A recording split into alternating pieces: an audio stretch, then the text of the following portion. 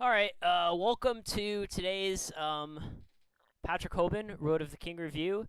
This is part 6 on deck building, and this is supposed to be I think it's supposed to be the meat of the book. I think this is what most players were looking forward to when they, read the book. Not really so much me, but yeah, there's a lot to talk about, and I will actually not lie. This is my second time recording this. I recorded a review already. It was 50 minutes long, and I was like, holy shit, this is way too long. I'm not uploading this. So as you can imagine, there's a lot that I want to talk about, and I'm gonna try to do a better job this time. And sort of, I guess, focus on my main criticisms. Um, so he starts off by going into some very general deck building theory, and then makes it more more detailed as the chapter goes on. And he sort of says that he talks about creating things, new decks, and sort of says, hey, don't be afraid to challenge the conventional wisdom, but don't be different just to be different, which I think is fair. You got people on both extremes. You got the people who refuse to play meta decks, and you got the people who only want to net deck, and both of those people are wrong. We need to sort of take a middle road. So I'm glad that he says that. Then he breaks things down into further card types. After he talks about this general theory, he sort of frames it all first in terms of ceilings, which is kind of similar to my theory that I uploaded to YouTube on classification of hand strengths. That's kind of what the whole ceilings thing is. It's sort of a different perspective on that. And the whole ceiling theory, it applies to modern Yu-Gi-Oh! Pretty well. And applies sort of tangentially to older Yu-Gi-Oh! It depends. But, I'm glad that he has this in here because it is useful. It's sort of all in Magic, there's what they have sort of a threat and answer theory, oh, they play something and you have to answer it, and then you play something and they have to answer it. This is kind of ceiling theory is sort of that, but for Yu-Gi-Oh. So I think the whole ceiling, the whole raising and lowering of ceilings, things that's actually is pretty good. Not flawless, but it's definitely gonna be useful for someone trying to understand, what the game is all about right now. So then, he talks about okay, ceilings, raising, and lowering, and then he breaks down these cards into 13 different card types, and then he sort of gives a brief definition, brief explanation, few examples, does that for each of these 13 types. Which is fine. I think this is a good reference. Keep in mind these are sort of arbitrary categories that Hoban came up with. Not necessarily sure if Jeff Jones would define all of cards in the exact same categories he would. But overall, I've got no beef with the categories themselves. He makes it he defines these all pretty well. Which he is generally pretty good at defining things, but often sometimes he maybe needs to flesh them out a bit more. The main issue that I have with this section, and again, I'll try to be brief, don't want this to be another fucking 50-minute video, which is he says, what if I told you every deck I have ever won with had remarkably similar ratios?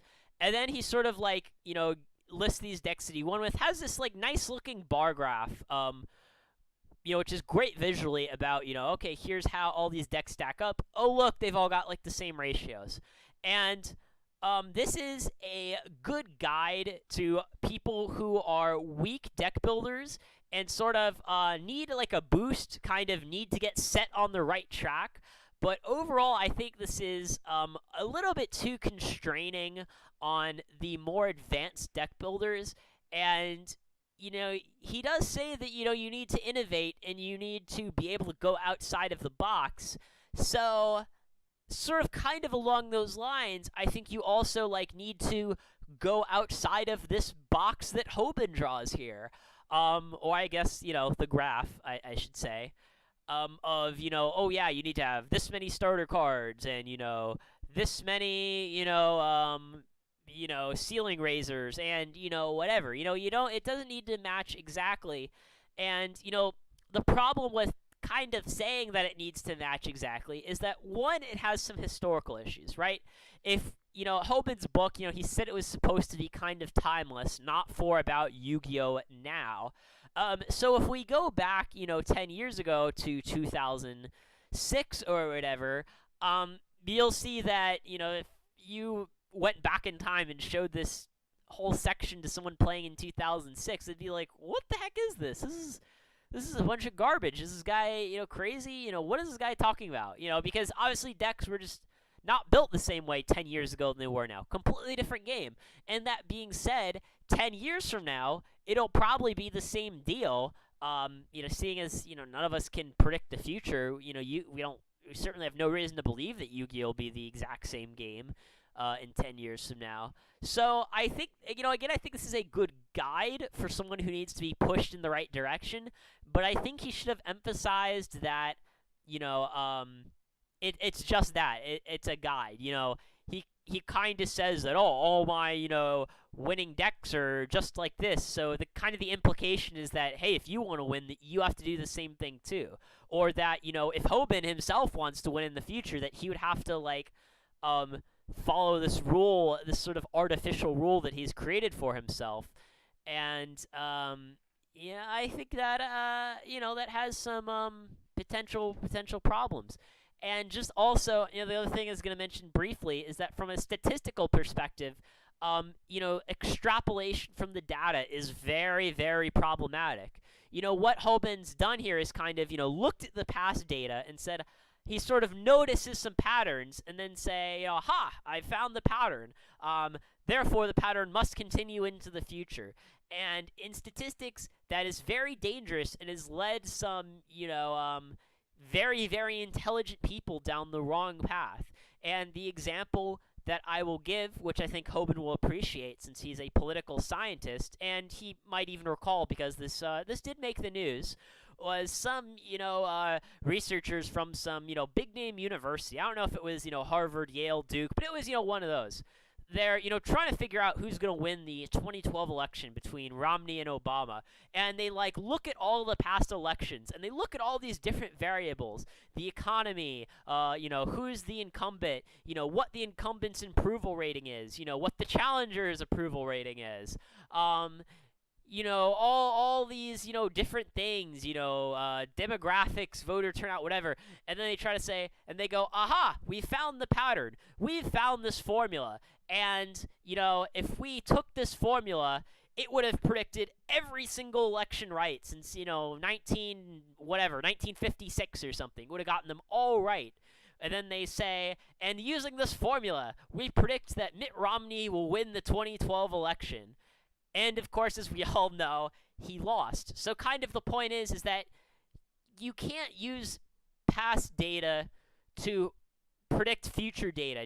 You can't just, look for a pattern and just assume that it's true. Because, you just can't do that. I mean, if you want more details on why extrapolation sucks, go take, an intro-level statistics class. I'm not going to talk about this for 15 minutes.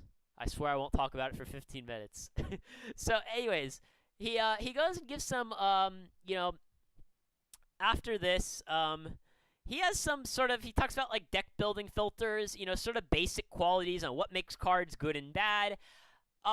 Most of these are pretty obvious, but, there's no harm in, stating the obvious. Sometimes stuff just needs to be emphasized before it finally sinks in.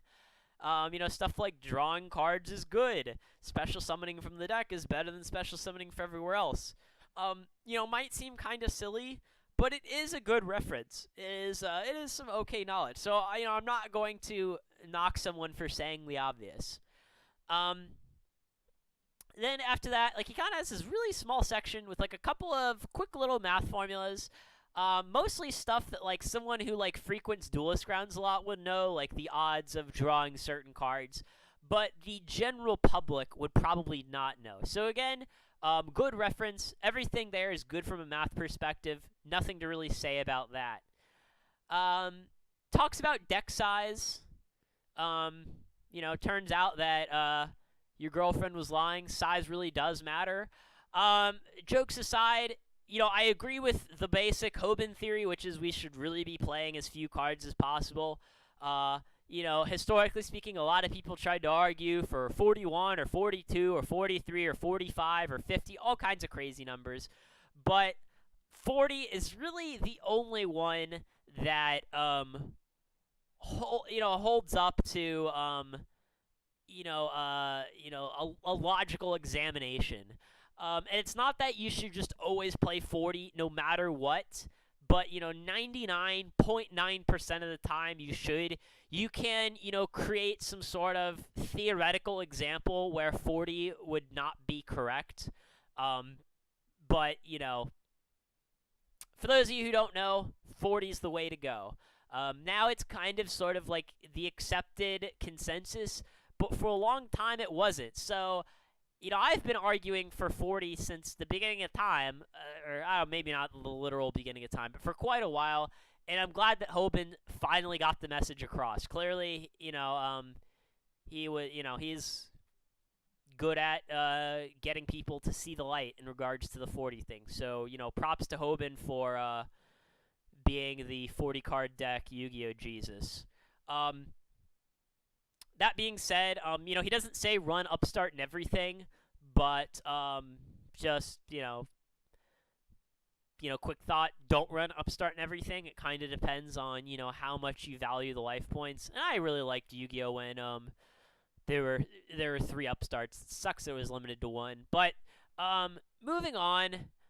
He talks about power and consistency, and I promised I wouldn't talk about this for 50 minutes, but I'll just sort of say that I feel this power and consistency thing is a garbage theory. I'm going to, sort of link to you sort of my post on Duelist Grounds discussing why. But particularly, like, the power part makes sense to me. It's sort of, it's sort of a relative thing, right? If everyone is trying to win on turn 4, then a deck that wins on turn 3 is, like, really powerful. It's sort of, the most output that a deck has. That's its power. He gives Dragon Rulers as an example of a deck that's really powerful. And I agree. I mean, it could do some just absurdly broken things. And, to an extent, I think this kind of connects, back to my, the opening hand strength thing, the nuts versus, the super nuts, whatever. That's like how I like to think of it in my head. I think that's the way that makes more sense to me. The main issue is how he defines consistency, which is the rate of power, which makes no sense, and he doesn't really explain. He just defines it and then goes on to talk about consistency in ways that seemingly have nothing to do with his definition. And the issue is that you can only take the rate of something that changes. And a deck's power is a constant attribute.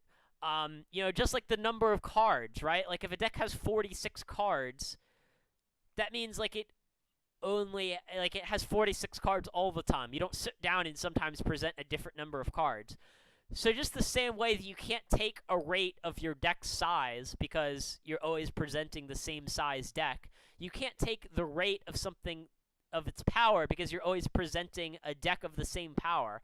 It's not like sometimes you're going to be presenting a Teledead deck and other times you're going to be presenting a Gladiator Beast deck. That's not how it works.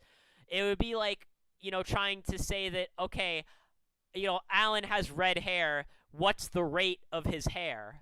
That doesn't make any sense. My hair color isn't changing. You can't take the rate of it. And in general, consistency, this idea of consistency, I think is, it's sort of a construct. It doesn't, really exist in the way that people think it does.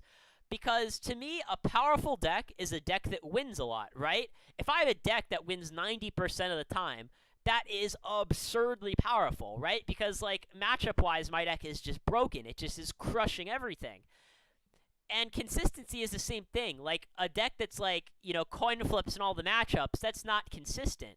But again, a deck that wins 90% of the time is very consistent, right? I mean, it wins 90% of the time. Like, that's what we think of consistency as being in our brain when, the same thing happens a lot. Whereas a rate we view as things that change. So, like, if I, show up, say I show up to work at 9 a.m. one day, and then the next day I show up at 10 a.m., and then the day after that I show up at 11 a.m., and then 12 p.m., and then 1 p.m. We could talk about the rate that my time showing up to work is changing. You could say, well, it seems that every day you show up 1 hour later, and we could say that that's the rate. It's 1 hour per day. But at the same time, I'm not showing up consistently, right? I mean, if I showed up at 9 a.m. every day, that would be consistent. And talking about the rate that I'm showing up at doesn't make any sense. So to me, again, this consistency thing is just a construct that we can just ignore. We can just, frame it in a sense of just how often are we winning?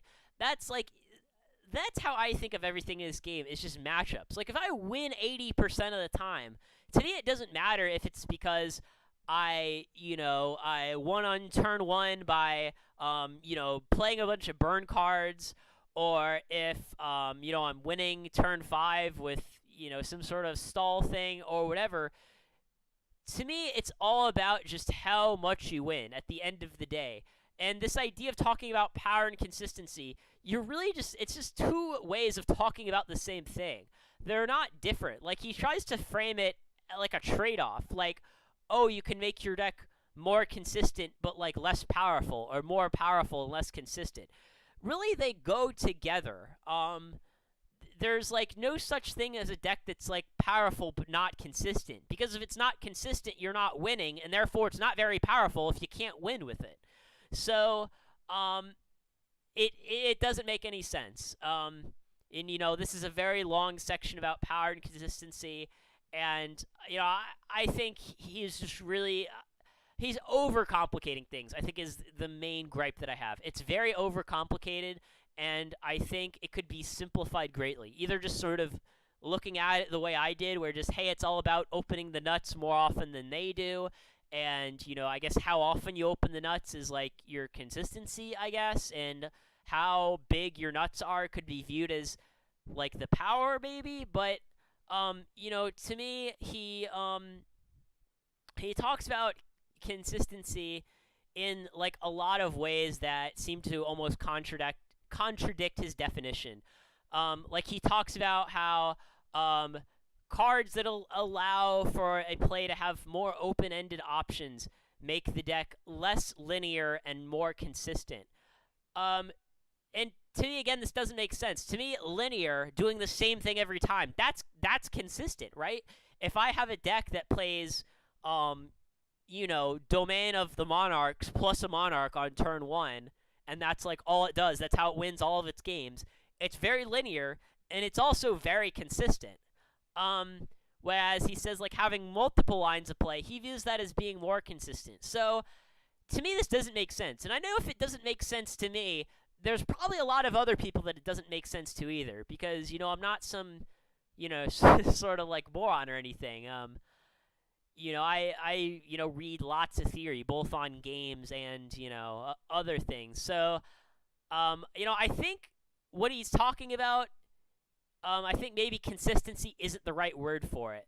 Like, I think there's something that he's trying to say, but he's, like, not getting it out in a way that is easily understood. And maybe if you're someone who, like, knows Hoban personally, you might, like, perhaps better have an idea of what he's talking about through having a bunch of different conversations with him. But this whole power and consistency thing, I don't think it works. I think we need a different way of describing whatever it is that he's trying to describe.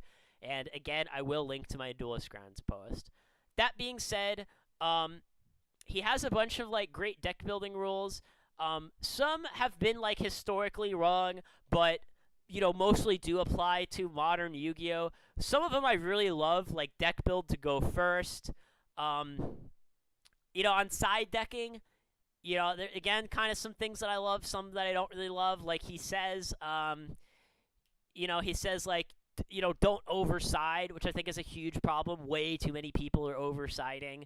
But then he says some things that I disagree with, like avoid making their cards good. Like, oh, if you're going to bring in Vanity's Fiend, but they're going to bring in Smashing Ground, then don't bring in your Vanity's Fiend. To me, if resolving a Vanity's Fiend just straight up wins you the game, and the only out they have is a Smashing Ground, I'm siding into Vanity's Fiend all day. Like, to me, like, avoiding making their cards good, like, it depends on whether the format is, like, more attrition-based or, like, whether it's sort of, like, more nutty combo-based. Like, if it's more nutty combo-based, to me, I'm not, like, focusing so much on avoiding making their cards good. I'm just going to bring in the Vanity's Fiend because, well, it just completely shuts down their deck, so I have to, or I'm just not going to, like, win as much.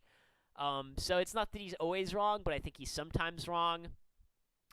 And to wrap things up, he talks about like deal making a bit at the end of the section, which I think could have been better in the mental game section. And here he actually talks about some of the downsides to deal making. But I think he ignores the downside again of, hey, if you like scum people on that double Djinn move, then perhaps people might just never give you the time of day and hold a grudge and never want to test with you. So yeah, that pretty much wraps the section up. We're getting pretty close to the end.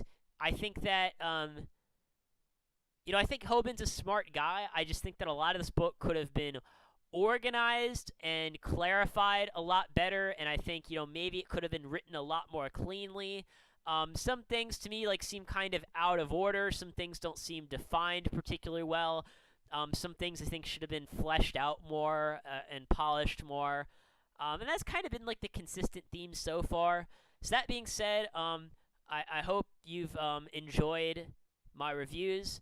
The next section, which is the last one before the conclusion, is metagaming, which I think should be interesting. I'll probably have some criticisms of that. Metagaming is one of the things that I consider to be like kind of one of my specialties.